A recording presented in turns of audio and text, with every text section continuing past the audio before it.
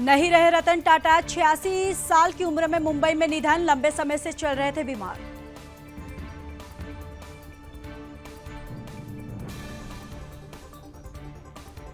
पद्म विभूषण रत्न टाटा के स्वर्गवास से शोक की लहर। आनंद महिंद्रा और गौतम अडानी ने जताया शोक। एनसीपीए लॉन में रतन टाटा के अंतिम दर्शन। श्रद्धांजलि देने उमड़ा जनसैलाब।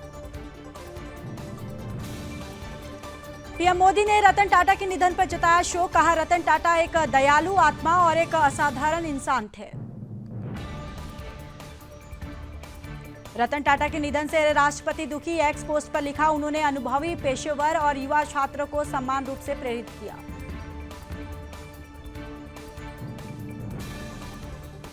रतन टाटा के निधन पर अमित शाह ने जताया दुख। कहा, वो हमारे दिलों में रहेंगे। रतन टाटा के निधन पर बोले सीएम योगी, वे सच्चे अर्थों में देश के रत्न। उनका जीवन विकास को समर्पित था। और रतन टाटा के निधन पर राहुल गांधी ने जताया दुख। ट्वीट पर लिखा, उन्होंने व्यापार और परोपकार दोनों पर अमिट छाप छोड़ी। आरबीआई गवर्नर शक्तिकांत दास ने रतन टाटा को दी श्रद्धांजलि। कहा, उनका निधन देश के लिए बड़ा नुकसान।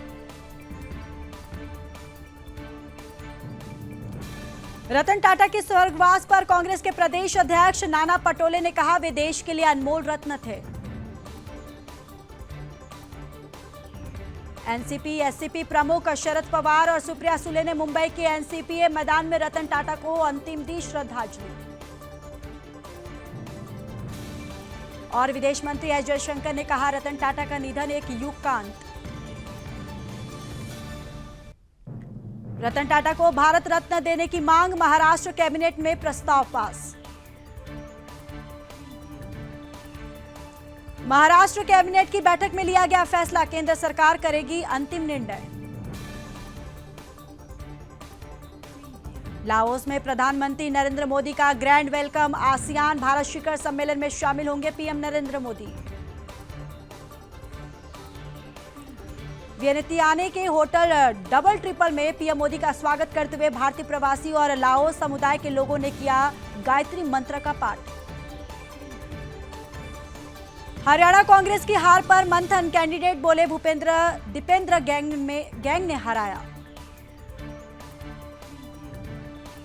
यूपी उपचुनाव पर अखिलेश यादव ने दिया बड़ा बयान। कहा, उपचुनाव में कांग्रेस के साथ गठबंधन करेंगे।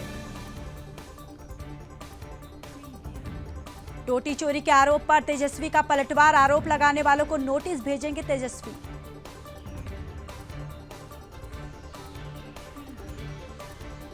पैक सामान के बीच काम करती नजर आई सीएम आतिशी। मुख्यमंत्री आवास सील होने के बाद पहली तस्वीर। वीरेंद्र सचदेवा ने आप पर कसा तंज। कहा, शीश महल का वीडियो बनाकर रिपोर्ट जनता के सामने रखें। सीएम आवास पर पीडब्ल्यूडी के एक्शन के बाद बोली बीजेपी, शीश महल में बहुत से राज हैं। मामले में आपने बीजेपी को घेरा। संजय सिंह ने कहा, आवास पर कब्जा करना चाह रही है बीजेपी। आपकी प्रवक्ता प्रियंका कक्कड़ ने आरोप लगाते हुए कहा, बीजेपी की महिला विरोधी मानसिकता एक बार फिर दिल्ली और देश की जनता के सामने आ गई। और पीएम मोदी 20 अक्टूबर को आएंगे काशी। कई विकास परियोजनाओं की देंगे सौगात। 13 अक्टूबर को उत्तराखंड जाएंगे अमित शाह। देहरादून में सहकारिता सम्मेलन में होंगे शामिल। उत्तरकाशी में वाइब्रेंट विजिलेंस का भी कर सकते हैं दौरा। और शिमला में संजौली में लगाए गए सनातन सब्जी वाला के बोर्ड। देवभूमि संघर्ष समिति ने खरीदारी की अपील। दिल्ली में आम आदमी पार्टी अकेले चुनाव लड़ेगी। कांग्रेस से गठबंधन नहीं। पार्टी प्रवक्ता बोली, हम ओवर कॉन्फिडेंट कांग्रेस और अहंकारी बीजेपी से लड़ने में सक्षम। और दशहरा दिवाली से पहले केंद्र सरकार का तोहफा। दिसंबर 2028 तक गरीबों को मिलता रहेगा फ्री अनाज। सुरक्षा पर केंद्र सरकार की नजर। राजस्थान में पंजाब तक बनेगी 2280 किलोमीटर बॉर्डर सड़कें।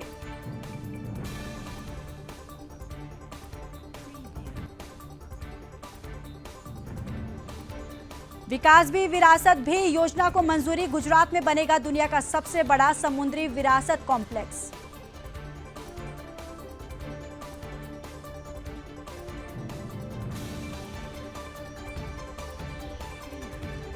शिमला के संजौली मस्जिद मामले में आया नया मोड़। मुस्लिम समुदाय ने नगर निगम आयुक्त की अदालत के फैसले को हाईकोर्ट में चुनौती देने का मन बनाया।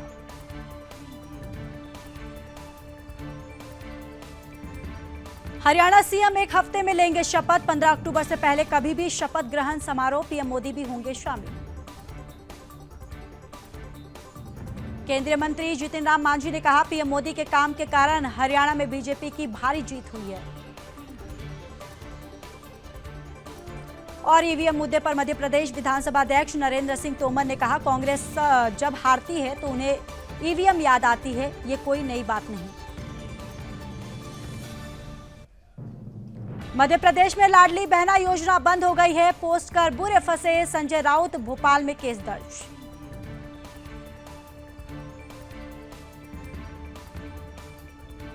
महिला सुरक्षा के लिए मध्य प्रदेश में बने 57 वन स्पोर्ट्स सेंटर, सशक्तिकरण का सबसे बड़ा अभियान।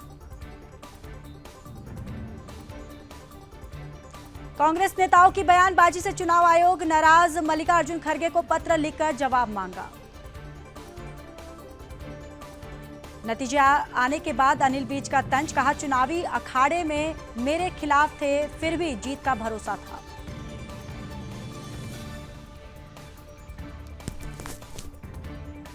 सुप्रिया श्रीनेत ने पीएम मोदी पर साधा निशाना, कहा पीएम मोदी की कथनी और करनी में फर्क।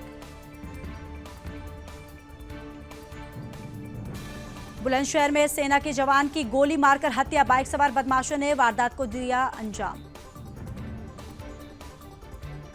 सुदर्शन न्यूज की खबर का बड़ा असर, पुलिस ने 2 जिहादियों को किया गिरफ्तार। मसूरी में थूक डालकर बना रहे थे चाय।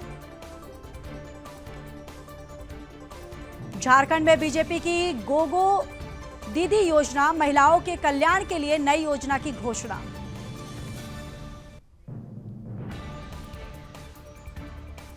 सीएम योगी ने बलरामपुर के मां पाटेश्वरी देवी मंदिर में किए दर्शन पूजन, भक्तों का जाना हालचाल।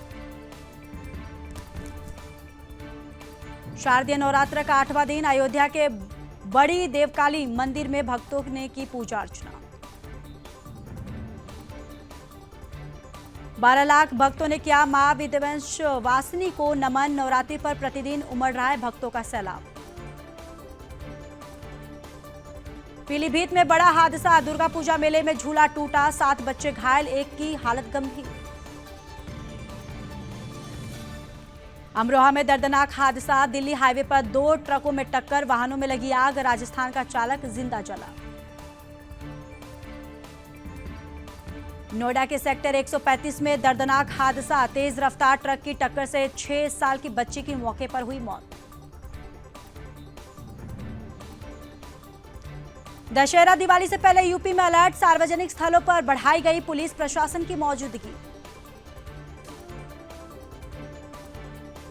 मुख्यमंत्री सुखविंदर सिंह सुक्खू बोले, जयराम ठाकुर झूठ के सौदागर, मोदी को दे रहे गलत फीडबैक।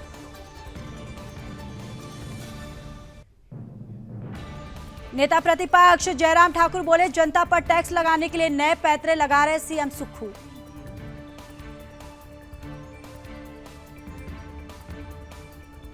हिमाचल प्रदेश में मानसून का कहर, 1363 करोड़ रुपए का नुकसान, 33 लोग लापता।